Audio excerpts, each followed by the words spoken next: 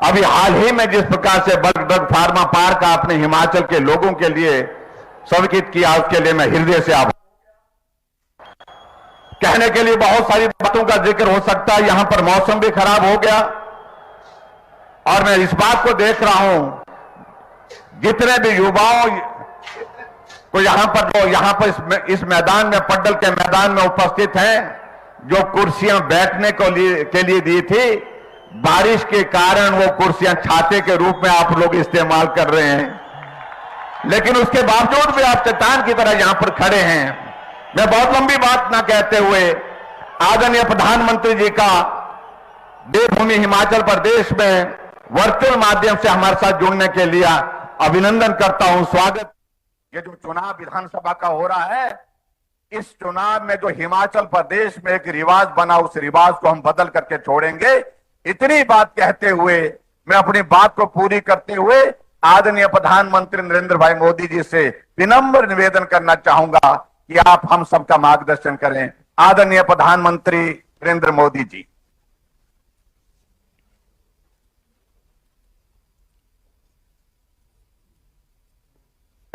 इस वक्त मंडी से, और ये प्रसारण जारी रहेगा। नमस्कार। हिमाचल प्रदेश के मेरे सभी युवा साथियों,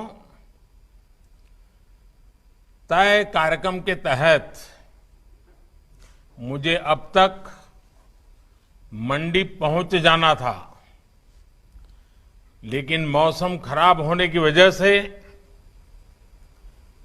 ऐसा संभव नहीं हो पा रहा है। मैं सबसे पहले तो क्षमा प्रार्थी हूं।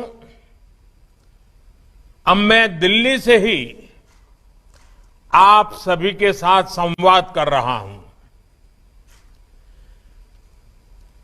स्वभाव से मुझे जब भी हिमाचल आने की बात तय होती है तो मैं हफ्ते पहले से ही बड़े उत्साह में आ जाता हूं कि चलिए हिमाचल जा रहा हूं, मेरे दूसरे घर जा रहा हूं, पुराने साथियों को मिलूंगा, गपशप लगाऊंगा, मौसम का भी थोड़ा फायदा उठाऊंगा। तो जैसा ये आपको न मिलने पाना, रूबरू आकर के आपके दर्शन न कर पाना, वो जितना मेरे लिए दुखद है, उतना ही मेरा हिमाचल न जाने का ये मौका छूट जा रहा, हिमाचल न पहुंच पाना मेरे मन में कसक रह जाती है। खैर, आने वाले दिनों में मैं आकर के इसका फायदा तो ले ही लूंगा, आपको मिल भी लूंगा। और मैं देख रहा था कि सारे नौजवान, क्योंकि बारिश है और हिमाचल की बारिश मतलब ज्यादा ठंड लेकर के आती है, धड़ाम से टेम्परेचर गिर जाता है। और आप दूर दूर से आए, ठंड के मौसम भी है, वहां पर पानी गिर रहा है, आप कुर्सी को ही छाता बना करके खड़े हैं। ये आपका प्यार, आपका उत्साह, आपका उमंग, ये मैं साफ साफ यहां अनुभव कर रहा हूं। साथियों, हिमाचल की युवा शक्ति ने हमेशा अलग अलग मोर्चों पर देश को गौरवान्वित होने का अवसर दिया है। पहाड़ी गांधी, बाबा कांसीराम समेत हिमाचल के अनेक सेनानियों ने आजादी के आंदोलन में महत्वपूर्ण भूमिका निभाई है। आजादी के तुरंत बाद जम्मू कश्मीर पर हुए हमले से लेकर करगिल युद्ध तक हिमाचल के जांबाजों ने सर्वोच्च बलिदान देकर मां भारती का सिर ऊंचा रखा है। देश की रक्षा के साथ साथ देश को सम्मान दिलाने वाले में भी हिमाचल के युवा कमाल करते रहे हैं। हाल ही में संपन्न हुए कॉमनवेल्थ गेमों में, उन खेलों में हिमाचल की बेटी प्रियंका ने क्रिकेट में, भाई वरुण ने हॉकी में और भाई विकास ने वेट लिफ्टिंग में शानदार प्रदर्शन किया। खेल का मैदान हो या कला जगत, पार्टी हो या सरकार, हिमाचल के युवाओं की ऊर्जा, उनका जोश, उनका नेतृत्व कौशल निरंतर देश के काम आ रहा है। साथियों, युवाओं को ज्यादा से ज्यादा अवसर देना हमेशा से भाजपा की सर्वोच्च प्राथमिकता रही है। मुख्यमंत्री हो, सांसद हो, मंत्री हो, भाजपा देश का वो राजनीतिक दल है जिसमें हर जगह युवाओं का प्रतिनिधित्व सबसे अधिक है। ऐसा इसलिए है क्योंकि भाजपा देश के युवाओं पर, हिमाचल के युवाओं पर सबसे अधिक भरोसा करती है। अब देश की युवा शक्ति मिलकर आजादी के अमृतकाल में भारत को विकसित राष्ट्र बनाने का संकल्प पूरा करेगी। मंडी में हो रहा यह आयोजन इसी युवा शक्ति का, युवाओं पर देश के इसी विश्वास का प्रतीक है। मेरे नौजवान साथियों, आज दुनिया में भारत की साख जैसे जैसे बढ़ रही है, वैसे वैसे भारत को जानने, समझने के लिए, भारत से जुड़ने के लिए पूरी दुनिया लालायित हो रही है। इसके पीछे एक बहुत महत्वपूर्ण कारण है और हिंदुस्तान के नागरिक, जागरूक नागरिक, हिंदुस्तान के मतदाता, इसका पूरा श्रेय उनको जाता है। कारण क्या है मैं बताऊं आपको?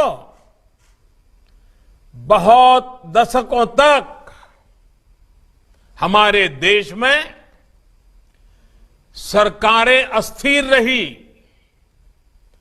किसी को बहुमत नहीं था, मिली जुली सरकारें थी। कितना दिन चलेगी, कुछ करेगी नहीं करेगी, कर पाएगी कि नहीं पाएगी, भारत के मतदाताओं के, नागरिकों के मन में नहीं, दुनिया के मन में आशंका होती थी। और उसके कारण कोई भारत की किसी बात पे विश्वास करने से पहले 50 बार सोचने में पड़ जाता था। लेकिन 8 साल पहले 2014 में आप सब जागरूक मतदाताओं ने, मेरे हिमाचल के मतदाताओं ने दिल्ली में मजबूत स्थिर सरकार दी। सबकी सब लोकसभा की सीटें हिमाचल ने जीत करके दी, 14 में दी, 19 में दी। और उसका परिणाम है कि दिल्ली में स्थिर सरकार बनी। उस स्थिरता के कारण नीतियों में भी स्थिरता आई, वर्क कल्चर में भी स्थिरता आई। बदलाव के लिए एक मजबूत फाउंडेशन तैयार हो गया और उसी के कारण भारत का सामान्य नागरिक भी आज शासन व्यवस्था पर भरोसा करता है, सरकार पर भरोसा करता है। वैसे ही दुनिया भी हम पर ज्यादा भरोसा करने लगी है। स्थिर सरकार के लाभ को देखते हुए अब देश के अंदर भी हम देख रहे हैं, राज्यों में लोग बढ़ चढ़ करके इस महत्व को समझ रहे हैं। हमने देखा पहले उत्तर प्रदेश में, उत्तराखंड में यही कथा थी कि हर 5 साल के बाद सरकार बदली जाएगी। लेकिन उत्तर प्रदेश ने, उत्तराखंड ने उस सारी सोच को ही बदल दिया और सरकार स्थिर होने की दिशा में उन्होंने अपना निर्णय दोहराया। 5 साल बाद सरकार बदलने वाली सोच को यूपी और उत्तराखंड के लोगों ने उखाड़ करके फेंक दिया, बदल दिया। मुझे खुशी है कि हिमाचल के लोग, हिमाचल के युवा भी भाजपा सरकार की वापसी का मन बना चुके हैं।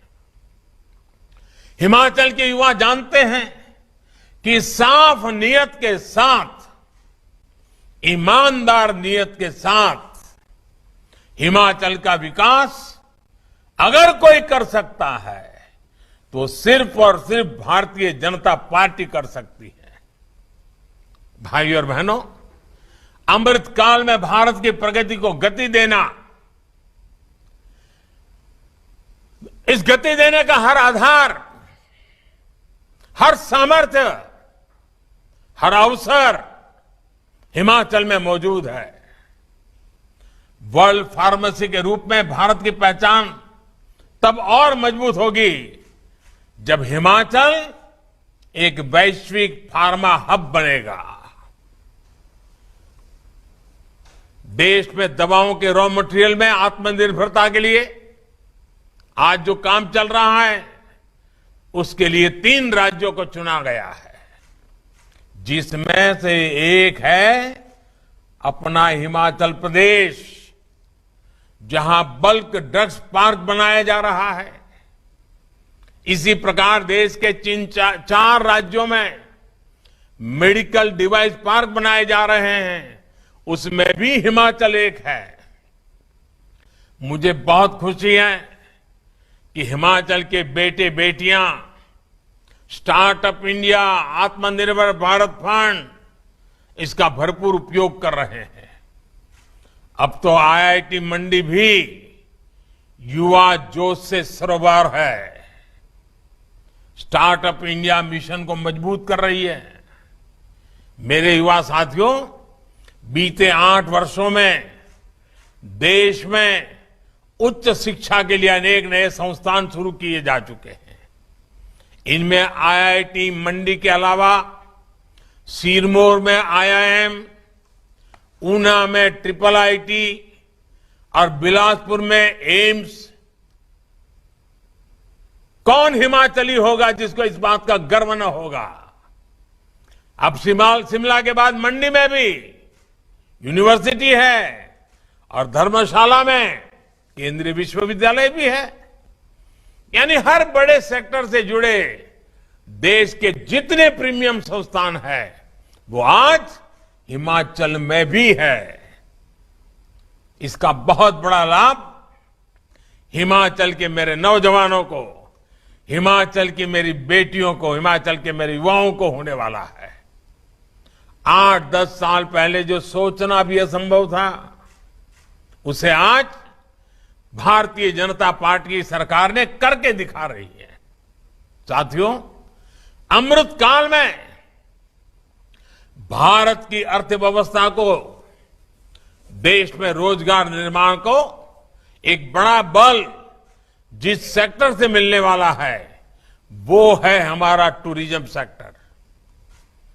मैं खुद भी हिमाचल की देव संस्कृति और हिमाचल के हस्तशिल्पों से बहुत अभिभूत रहता हूं। हिमाचल की इसी विशेषता को प्रोत्साहन देने के लिए हम निरंतर प्रयास कर रहे हैं।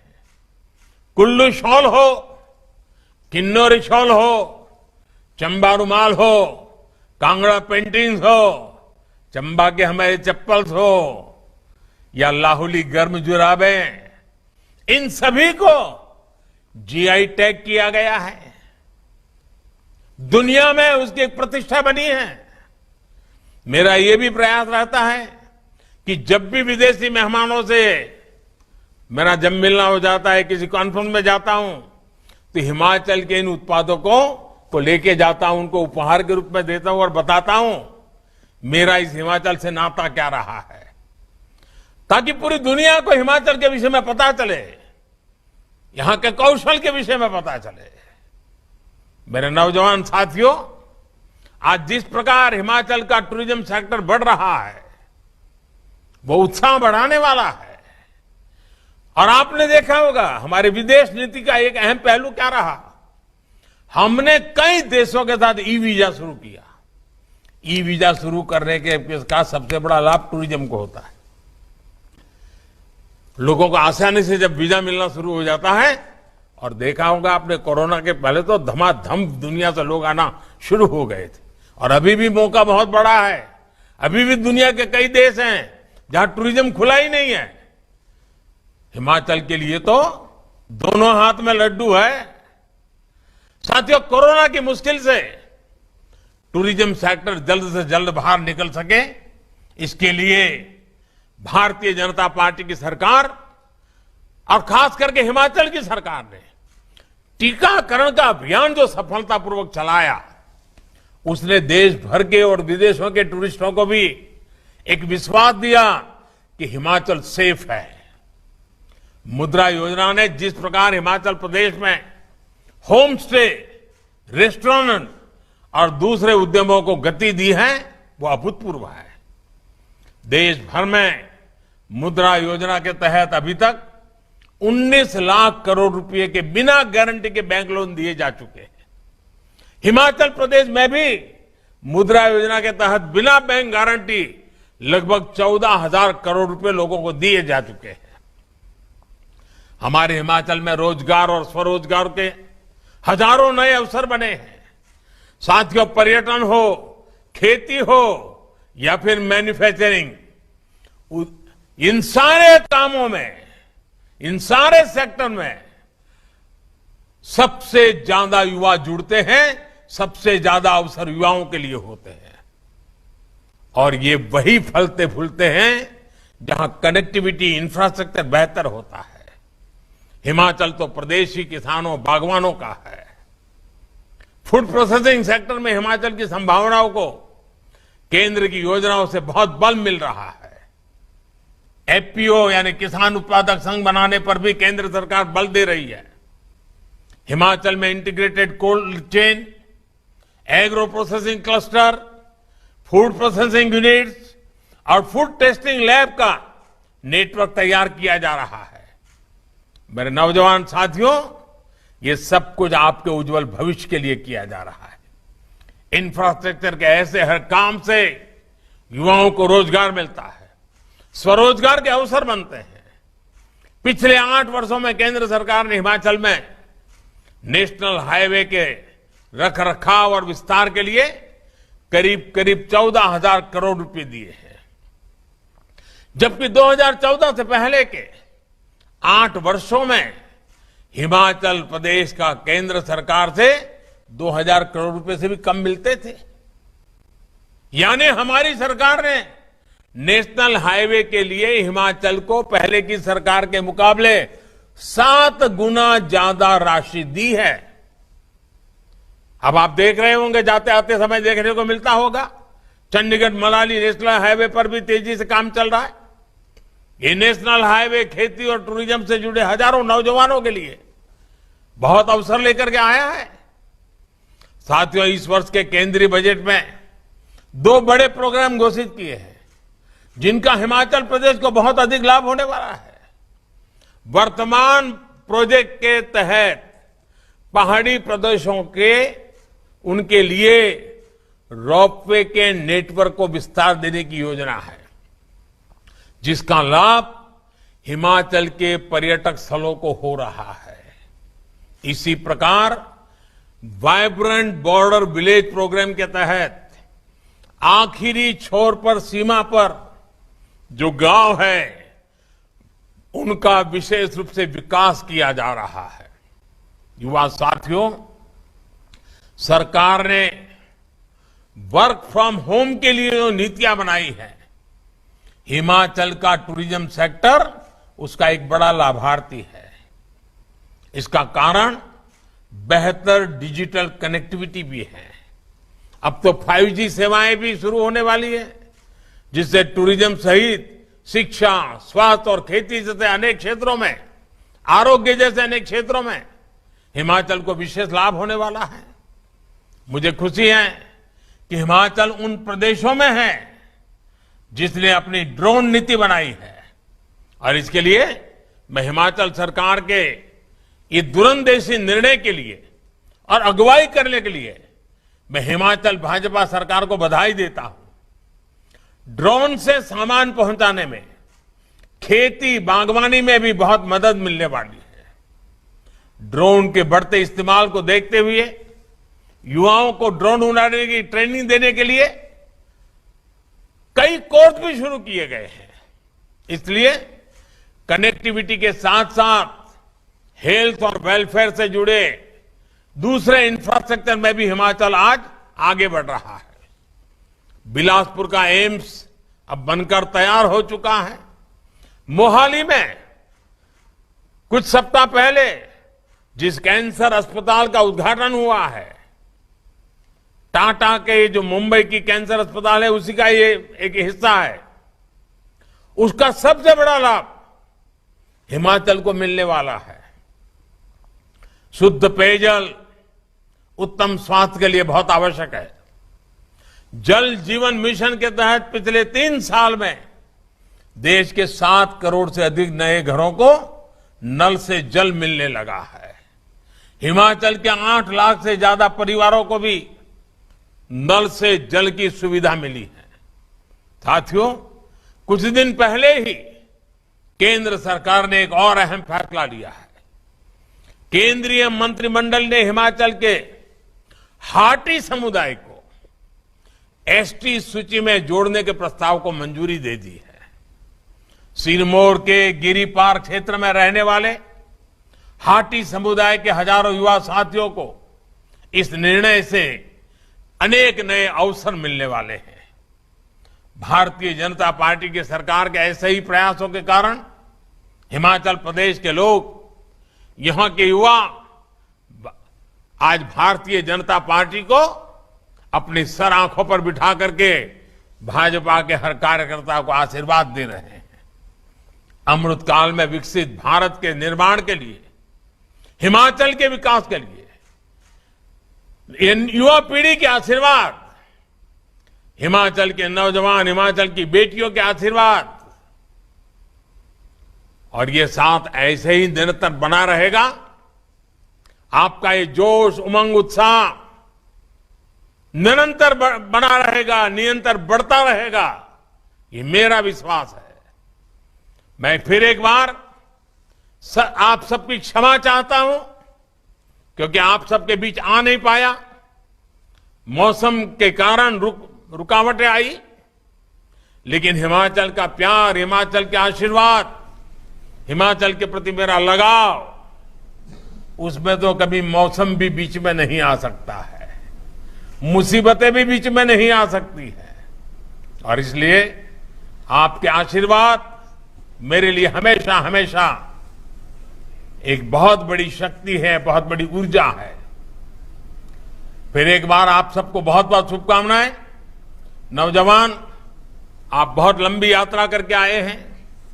हिमाचल में यात्रा करके आने का मतलब तराई के लोगों को अंदाज नहीं आता है कितना कठिन होता है, और पानी गिर रहा है। आप अपने स्वास्थ्य का ख्याल रखना,